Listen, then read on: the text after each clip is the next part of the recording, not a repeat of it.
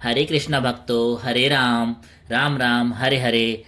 मित्रों, कल जो हमने अपनी भागवत गीता का ज्ञान छोड़ा था उसको कंटिन्यू करते हैं। तो आइए स्टार्ट करते हैं। आयनेषु च सर्वेषु यथा भगवः स्थिता भीष्मा वे विक्षुरन्तु भव्यन्तु सर्व एव हि। अतएव सैन्य व्यूह में अपने अपने मोर्चों पर खड़े रहकर आप सभी भीष्म पिता को पूरी पूरी सहायता दें।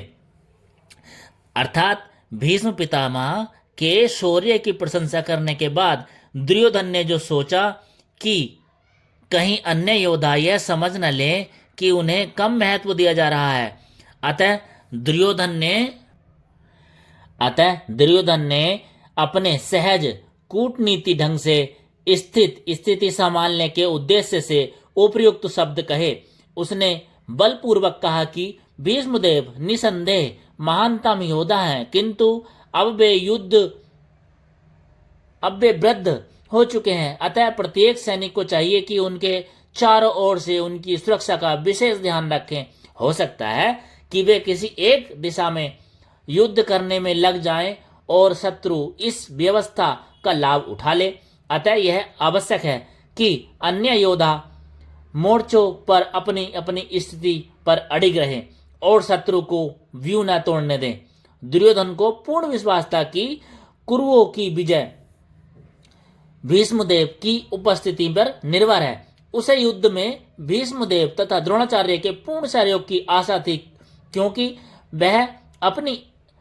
वह अच्छी तरह से जानता था कि इन दोनों ने उस समय एक शब्द भी नहीं कहा था जब अर्जुन की पत्नी द्रौपदी को ऐसा व्यवस्था में भरी सभा में नग्न किया जा रहा था, और जब उसने उनसे न्याय की भीख मांगी थी, यह जानते हुए भी कि इन दोनों सेनापतियों के मन में पांडवों के लिए स्नेह था।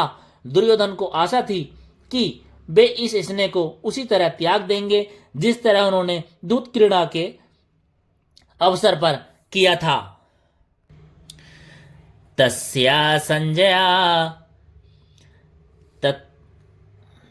तस्या संजया सहर्ष कुरु वरद पितामह सिंहनादम विंध्योदतिजय शंख ददो जय प्रतापवान। तब कुरुवंश के वयोवृद्ध परम प्रतापी एवं वृद्ध पितामह ने सिंह गर्जना की सी ध्वनि करने वाले अपने शंख को उच्च स्वर से बजाया, जिससे दुर्योधन को हर्ष हुआ।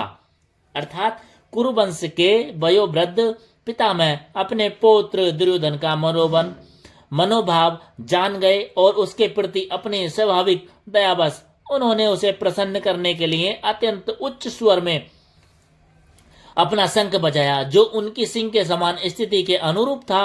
अप्रत्यक्ष रूप में शंख के द्वारा प्रतीकात्मक ढंग से उन्होंने अपने हताश पौत्र दुर्योधन को बता दिया कि उन्हें युद्ध में विजय की आशा नहीं है, क्योंकि दूसरे पक्ष में साक्षात भगवान श्री कृष्ण हैं।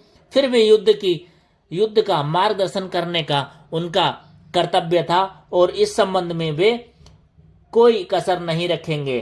तत संक्रास भैरेश च प्रणवान कगोमुखा स सेवा भंत्यम स शब्दा मूलोत्भक्तम। अर्थात तत्पश्चात शंख नगाड़े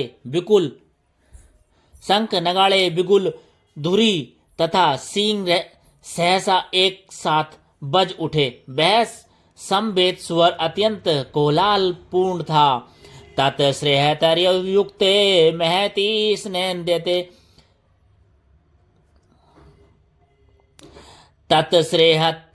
तत्श्रेहर्तयुक्ते महति स्नेन्द्ये स्थित्वा माधवा पांडवे च दिव्यो संख्या प्रद्रमतु। दूसरी ओर से श्वेत घोड़ों द्वारा खींचे जाने वाले विशाल रथ पर असीम कृपा तथा अर्जुन ने अपने अपने दिव्य शंख बजाए। अर्थात भीष्मदेव द्वारा बजाए गए शंख की तुलना में कृष्ण तथा अर्जुन के शंखों को दिव्य कहा गया है। दिव्य शंखों के नाद से यह सूचित हो रहा था कि दूसरे पक्ष की विजय की कोई आशा न थी, किंतु क्योंकि कृष्ण पांडवों के पक्ष से जैसे तु पांडवा जसतु पांडुपुत्राणाम यस्य पक्षते जनार्दन। जय सदा पांडु के पुत्र जैसी जैसों की होती है, क्योंकि भगवान कृष्ण उनके साथ है, और जहाँ जहाँ भगवान विद्यमान है वहीं वहीं लक्ष्मी भी रहती हैं, क्योंकि वे अपने पति के बिना नहीं रह सकती। अतः जैसा कि विष्णु या भगवान कृष्ण के शंख द्वारा उत्पन्न दिव्य ध्वनि से सूचित हो रहा था, विजय तथा श्री दोनों ही अर्जुन की प्रतीक्षा कर रही थी। इसके अतिरिक्त जिस रथ में दोनों मित्र आसीन थे वह अर्जुन को अग्नि देवता द्वारा प्रदत्त था, और इससे सूचित हो रहा था कि तीनों लोकों में जहां कहीं भी यह जाएगा वह विजय निश्चित है।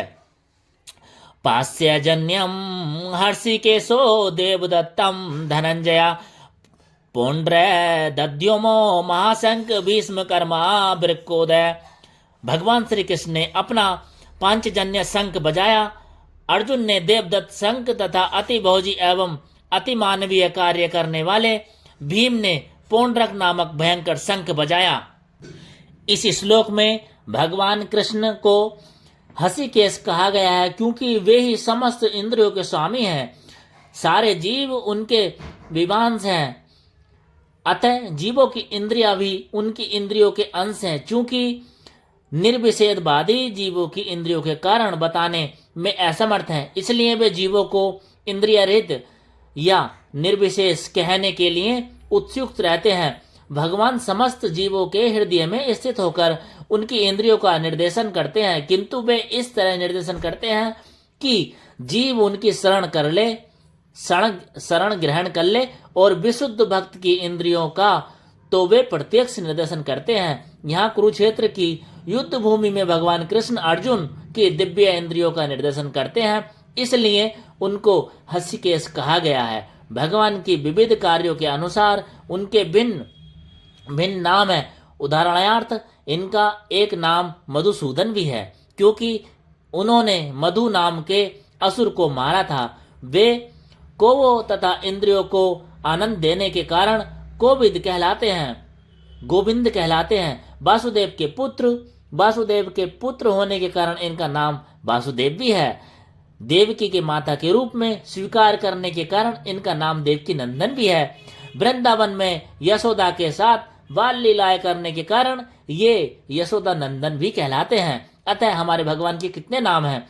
अपने मित्र अर्जुन का साथी बनने के कारण पार्थ सारथी हैं। इसी प्रकार उनका एक नाम हंसीकेश है, क्योंकि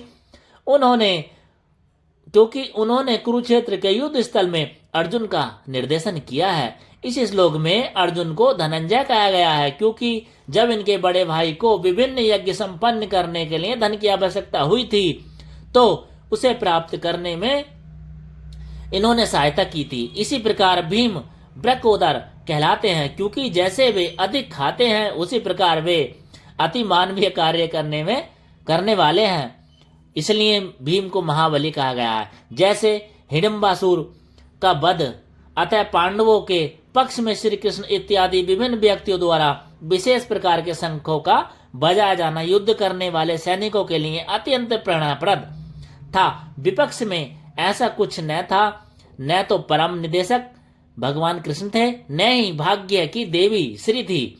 अतः युद्ध में उनकी पराजय पूर्व निश्चित थी। शंखों की ध्वनि मानो यह संदेश दे रही थी। मित्रों, आज का यहीं समाप्त करते हैं। शेष भाग आगे हम कल करेंगे। तो दोस्तों, इसमें मेरे भक्तों, इसमें कुछ श्लोक पढ़ने में थोड़ा असमर्थ होता हूँ। अगर कहीं पर त्रुटि हो गई हो तो क्षमा कर देना, क्योंकि हम इसका हिंदी अर्थ भी पढ़ते हैं। मैं कोशिश करता हूँ कि शुद्ध रूप में पढ़ा जाए, फिर भी भगवान इसके लिए क्षमा करें अगर कोई त्रुटि हो जाती है। तो इसी के साथ हरे कृष्णा हरे राम प्रभु, और चैनल को सब्सक्राइब कर लें, वीडियो को लाइक कमेंट शेयर कर दें, क्योंकि आप बहुत भाग्यशाली हैं जो आपको भगवत गीता सुनने को मिल रही है या पढ़ने को मिल रही है। तो मैं अपने आप को बहुत भाग्यशाली समझता हूँ, प्रभु की बड़ी कृपा समझता हूँ। जय श्री राम, हरे कृष्णा।